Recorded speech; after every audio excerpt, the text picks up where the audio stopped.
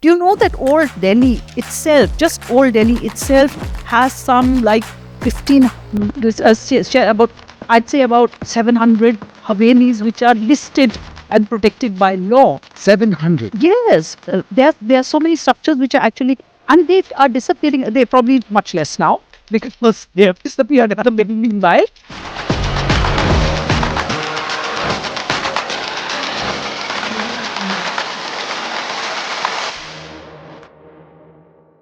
Jaipur Bytes, ladies and gentlemen, the official Jaipur Literature Festival podcast where we try and peek behind the creative curtain, try to see how the mind of those who create the art works. And today with us, a mind that has told us about the follies of history, so we don't we don't make the same mistakes in the future.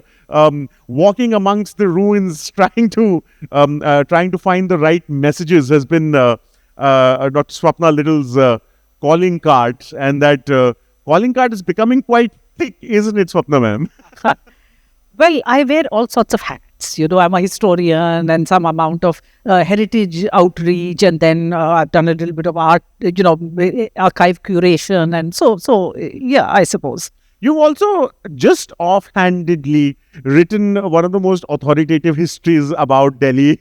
So it's very modest of you not to mention that, but it is incumbent upon us to underline the fact that if anyone wants to know about Shahjahanabad in the warmest and yet most critical of ways, I think all one has to do is pick up Shahjahanabad by Swapna Liddle. I mean, you could do that. It's available in brick and mortar and online stores, but walking amongst the ruins seems to be taking quite a new meaning in the world we live in, Swapna ma'am, is it not? Yeah, that I mean, let's put it this way. As far as my literary journey is concerned, the ruins formed the very first step in it, because that's when I wrote 14 historic walks of Delhi, and that was my first book, and it came out of this whole wandering around historic sites in Delhi and writing about them and leading other people through them, explaining what they were about. And of course, that has been very closely connected to my interest in conservation. And I'm not a conservation architect, but I can help tell the story and hopefully raise awareness that people realize that they do deserve to be preserved, and all that sort of thing. So I think, yes, you're talking about ruins, and it is in a city like Delhi, it is very challenging because we are faced with one of the richest collections of historic buildings, but they are in danger of disappearing, and some of them are disappearing. Increasingly, this is of course personal opinion, and I'd love to be corrected on this, but we are beginning to show ever more scant respect to the heritage that we have. Is it also because Delhi has such abundance of history? Every 500 meters there's a monument. Has that made us lose a little bit of respect for the story that those ruins tell us? No, I don't think so. And I really do feel that in the last couple of decades, that awareness really has, the fact that we're having this conversation, we wouldn't be having this conversation 30 years ago. Yeah. Because nobody would have thought that heritage was a thing to talk about, right? Conservation was something to talk about. It's taken a while for it to become something in the general public imagination, shall we say.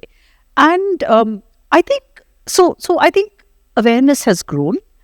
What happens is that we give very little scope for the general public to have a stake in heritage at all. I mean, do we, even authorities like some of our public monuments, the Archaeological Survey of India, the Delhi Archaeological Department, do they ever involve local communities? Do they involve visitors in decision making? They never seem to talk. And there is a whole lot of heritage which is actually in private ownership. Think of the old Havelis of Shahjahanabad. Do you know that old Delhi itself, just old Delhi itself, has some like 15, about, I'd say about 700 Havelis which are listed and protected by law. 700? Yes. There are so many structures which are actually, and they are disappearing. They're probably much less now, because they have disappeared in the meanwhile. But heritage cannot be preserved on sentiment. We often say take pride in your heritage. Pride is not going to save it. You have to think of how heritage and conservation and preservation can help generate livelihoods. How heritage can become a place like Shahjahanabad if it were anywhere else. Look at Jaipur, Pink City. It is considered something worth preserving, worth conserving, and it generates a lot of it generates livelihoods for people, tourism. Tourism is a huge engine for development, sustainable development. Which could happen. There's also the fact that, as you said, I mean, the public as a stakeholder is a very underrated or even, nearly non-existent a concept in India. But do you think that we're treating heritage as a holy cow? We're not letting it breathe enough amongst us. We're putting it too much on a pedestal for it. And we all know human tendency to pull down things that are put on pedestals. You think that is also a problem? The exclusivity of it? Maybe. I haven't thought about it that way so much in quite such terms. But I mean, I would imagine that let's look at even interpretation. If you look at going to, say, an archaeological, a major monument, like I always give Delhi examples because that's what I'm familiar with. Qutub Minar you're going to Red Fort. I don't see why the Archaeological Survey of India can't have a kiosk, a bookshop, which stores not only the ASI publications, and invariably, I have this, my guru is Professor Narayani Gupta, and she always used to say, if you want to do Bharat Darshan, you should go to an ASI bookshop. Because if you go to the book counter in Humayun's tomb, you can buy guides to Konark, you can buy guides to Mahabalipuram, you can buy guides to Agra. You won't get a guide to Humayun's tomb. That's true. But, the problem also is they just want to sell the books that they have printed. Why should that be? They should sell in that space books which are on the site from, encourage people to write those books and, those kind of things also. There was a trip that I made to Ireland and coming back from Dublin, obviously picking up, the seduction of picking up a souvenir was very strong. So I entered one of these official Irish shops, and there they had these little stones from small to medium to big. They were the Blarney stones. Yeah. They have the Blarney Castle, which is surrounded by the myth that if you kiss if you kiss that rock, then you become very glib. Now, what they have done is that they've taken these little stones and they cost between €1 and 10. And they also have this little coin that says that this is certified by archaeologists as being the real Blarney stones. That's an absolutely spectacular way of telling a story of that one castle that they have, which is probably less than 1 square kilometer of what we have in Delhi. We have 9 in any way, which are in various states of repair or disrepair. You think we know how to tell our story, or have we forgotten that? No, we know how to tell our stories. There are so many people. Look at this festival is built around people who are telling stories, right? And many of them are telling stories around heritage and history. But the problem is, what is their connect with the monuments? ASI treats those monuments as little personal fiefdoms where they will not allow gentle people. There's also, there's also this thing that now it's being opened to the private sector, and there's a lot of debate and a lot of hemming and hawing about the fact that, if the private people come in, they will, they get to choose their own architects and things like that. You'll have to, of course, read up the official, articles to know exactly what that is. I am in no way, I'm at pains to underline that these are just points that are one side of the story. The rest will have to be an effort from your side, so please do that. But what are your views on the privatization of conservation? Privatization of conservation, that is it's a matter which is a very technical matter. It is a technical job. The aims of conservation should be conservative in a lot of ways. You're not looking for a completely newly done monument, because that's not conservation. So, I appreciate that people have reservations about some of this, because it needs to be, if the ASI for some reason or the other cannot do this, it's not bad to bring in private players, but it has to be done in a very, very closely regulated. It's a very technical job, and there's no harm in bringing in the private sector. But I'm on a different thing. I mean, I know that you are talking about conservation, but I'm just saying that doesn't necessarily improve the engagement value. It doesn't necessarily do that. Of course. There's also the socio-political minefields that have to be negotiated. Case in point, again, in Delhi, being the Abdul Rahim Khana tomb, which has been left the tomb is the dome is left unfinished, because there was a problem about the fact that if it is finished, then it will be desecration of the idea of a tomb and of burials, etc., etc. Its history is increasingly being weaponized a little. Would you agree? So let me just mention a little bit about Abdul Rahim Khan. Yeah. And by the way, for those who may not know, this is a guy who's the Rahim, whose dohas we have all read, we've all learnt in school. So important man. But the whole point is, there again, the story that may have been told about, we don't complete monuments and all, that's post facto justification for certain issues that ASI and got into in the conservation area. So it's not really, anything to do about... it does too. Yeah. And now I've completely forgotten your question. What was the question? The question was whether negotiating the minefields of such stories and such is also something that leads to people saying, oh, is that worth the effort? Yeah, I mean, for me, I think, yes, of course. I mean, again, I always think that when there are stories of any kind, whether comfortable, uncomfortable, whatever it is, I think these should all be in the public domain. There should be scope for sharing all these nuances. And often what happens is that because also our monuments are so poorly signposted, or that people don't know. And often I've overheard guides in various sites telling all sorts of totally outrageous stories, I mean, there are all sorts of things. The imagination does take flight sometimes. Yeah, absolutely. So I think the more the merrier. Again, I'm talking about, let people come in. Why are you trying to, police? Which also leads me to the point that, apart from being a great source of joy with the walks that you do, you're also a great source of knowledge for anyone who would want to know a little more about Delhi and its heritage.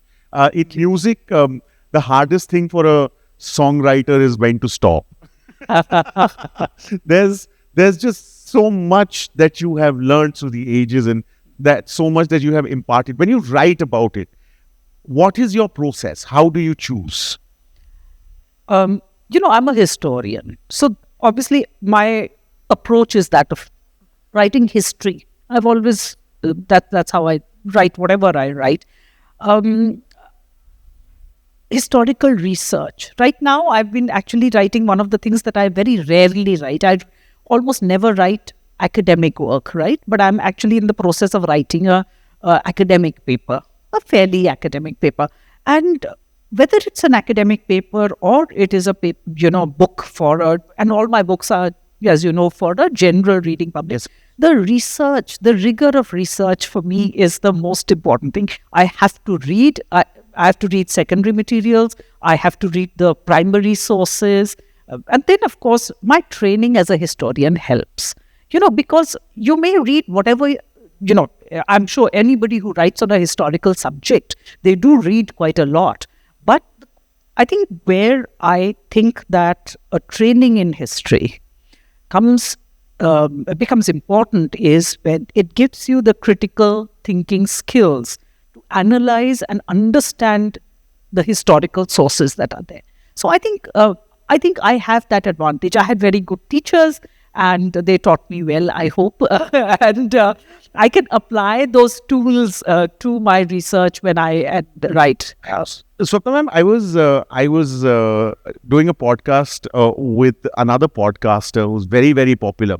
He said something that made me think intensely. He said that today it doesn't really matter. He started by saying that if you're over intellectualizing anything, then there's no way that you're going to get more than 500 people to watch what you're doing. And the other thing that he said was that today, anyone can be an expert and anyone can go and talk about things that are hot button topics. And it's all about views per thousand and the money that you can make out of it. On the one hand, that is also passing off as knowledge about history. On the other, there is, the pantheon of historians who take their research very seriously, who want to tell a story. And yet, the assault of information from the internet is so strong that tussle sometimes feels a little unequal. It'd be wonderful to know your views when you see an internet person telling a story which you might have many questions about. Yeah, I understand that it's a very unequal struggle. And, I think one has to do what one has to do. I can't pit myself against people like that. My thing is, I need to tell a story. And the challenge I find is that history is complex, it's nuanced, but, true history is actually often very much more interesting than fiction also. It's just so interesting that if you understand history, and then you, and of course, writing is a skill also. So if you write it in a manner that is easy to understand as well as engaging, then I think people who do read it will, I hope, will enjoy it. So, I think it can be done. One doesn't have to dump oneself down totally. And I think good stories can be told as histories. And I never pitch what I do as telling of stories. I don't. I write history, but it's history about people, and I try to bring those people alive. And I, whether it is poetry or whatever it is, all those things. And I think that's what I do. And very beautifully, I must add. Finally, the burden of knowledge. What's happening in the world today certainly seems like something we've been through in the 20s, the aggressive imperialism, the saber rattling, etc. Are we learning enough from history? Is it because we're not listening hard enough? I think we are not. I think what is really, to me, scary in the context of history is not only are we not learning from history, but we are kind of weaponizing a pseudo-history. And I'm saying weaponizing a pseudo-history because look at, if you look at history is something, I think people don't understand what purpose history serves really. What is it supposed to do? What does a historian do? When we examine the past, we are looking to find out, give explanations for how things changed. And in some ways, we hope that also gives us some, as you say, lessons on how things change. And maybe we can apply some of those things to us. The problem is that today history is supposed to be filling in for recovering some sort of a pride in your very narrow ethnic or religious or national, those kind of identities. That is not, if you go into history looking for, I'm going to find this, that's not history writing. History writing is you go into the past and say, I'm interested in this period, let me see what I find. Yeah. And whatever it is you find, well, that's what it is, right? You don't go with an agenda. Okay, I'm going to find this. You have to go with an open mind. And that's any field of knowledge, actually. And we just forget about the overriding importance of the spirit of inquiry. I mean, we're going in wanting to search for something, not wanting to learn. I think that is also, finally, as a historian, at a time when, we've all heard or learnt about history as stories, we've been excited about it. As a historian, even as a non-historian, it certainly seems like I am in the middle of a time when history is being made. I can quite literally see 15 years down the line a chapter in history books about it. As a historian, what does this period that we're living in represent to you? See, as a historian, it is a serious erosion of the discipline of history altogether. And I'm telling you why. Because what is happening is that on the one hand, you have this so-called great interest in history, right? Everybody wants to know about your history and about your past and all that. At the same time, there is this narrative, and a very dangerous narrative, to say historians have, you'll see these WhatsApp posts, WhatsApp forward, which will say historians will never tell you this. Historians have hidden this from you. You know the kinds of ones I'm looking for, right?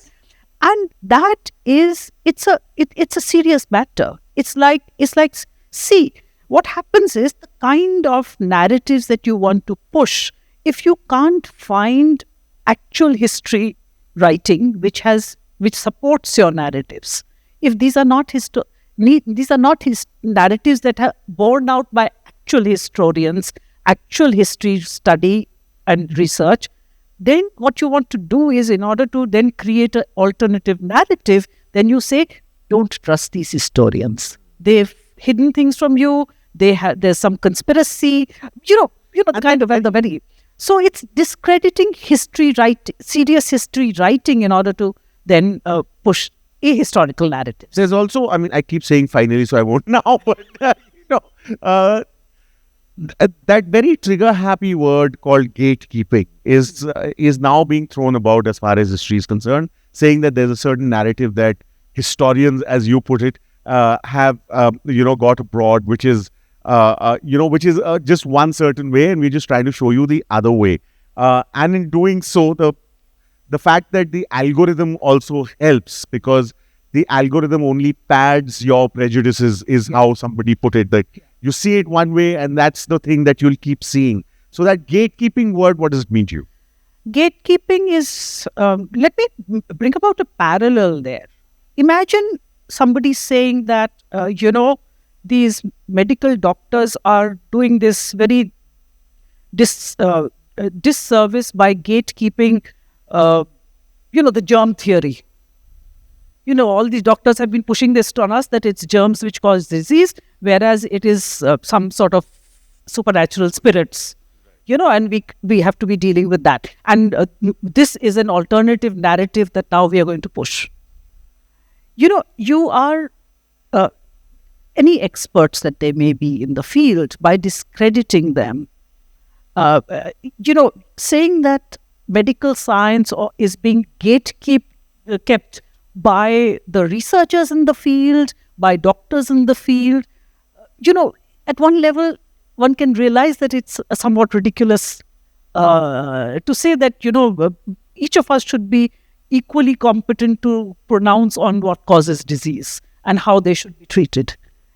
It's an equivalent thing, that's saying that history is being, historians are attempting to do some sort of gatekeeping there. A stream of knowledge needs the respect of gaining it. There is a reason why the word discipline is used. Yeah. There is a discipline. I can read as many law books as I like. I won't become a lawyer until I do a degree in it and learn how to analyze that work. More importantly, learn how to analyze. Yes. Read without prejudice. I think that is the important bit. And now this is final for sure. But, my inner pseudo would never let me be. I'm very kicked about asking you this, but what is the future of the past according to Swapna Liddle? More of the same. I'm telling you. No. Wow. I'll tell you what. I read these, 200-year-old newspapers from Delhi, almost 200 years old, 1830s, 1840s. And, the stories are exactly the same. Road kharab hai. Barish ho gayi, bemousam, at the wrong time, it's raining, unseasonal rainfall. There is this fever going around all over the place. There were these, the police is not doing its job properly. Crime has risen. So you read those newspapers and you say, things don't change, do they? That's true. And that's what history teaches you, doesn't it? Sometimes you got to see things in perspective, and for showing us that perspective in the most beautiful, erudite, and yet in a way that puts its arms around your shoulder and says, come, let's discover this together. Dr. Swapna Liddle is here. It always is an honor speaking to you, and the honesty and the generosity with which you share what you have earned with such effort means a whole lot to us. Thank you very much for that. Thank you so much. That was such a pleasure. The JLF podcast, ladies and gentlemen, Jaipur Bytes. If this did give you bite-sized chunks to chew on as food for thought, we'd be very happy, because thought is great. Thinking about things is quite lovely. So if you've done that, it'll be lovely to let us know. Comment section's open. Like, share, subscribe. You know what to do. But thank you for watching.